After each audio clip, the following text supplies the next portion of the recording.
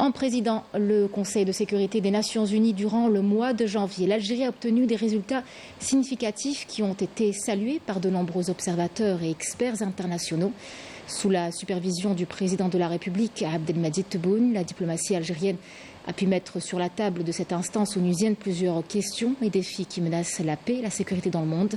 Une diplomatie de terrain qui a placé les régions arabes et africaines au cœur de ses priorités.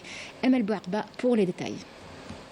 En assurant la présidence du Conseil de sécurité des Nations Unies durant le mois de janvier, l'Algérie est restée fidèle aux principes qui font la force de sa diplomatie. En ligne de mire, le soutien aux causes justes et aux droits des peuples à décider de leur destin. Durant sa présidence de cet organe exécutif onusien, l'Algérie a convoqué plusieurs réunions d'urgence consacrées à des questions d'actualité brûlante, faisant de la situation qui prévaut dans les territoires palestiniens occupés une priorité absolue.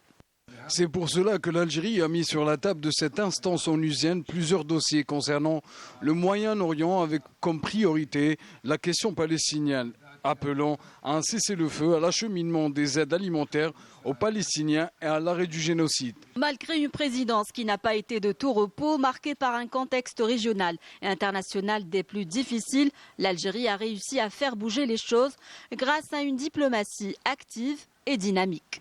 L'Algérie a réussi à conclure une présidence fructueuse début 2025 en focalisant l'attention de la communauté internationale sur plusieurs grandes questions telles que Gaza et l'Ukraine. Elle a également mis en avant des enjeux plus spécifiques comme le financement du terrorisme et l'autorité libyenne d'investissement. L'Algérie a joué un rôle central et positif durant cette présidence. Le peuple libyen apprécie ses efforts pour instaurer la stabilité et rapprocher les points de vue entre les différentes parties en conflit. Concernant les avoirs libyens, il y a un développement positif avec une levée partielle de certains fonds.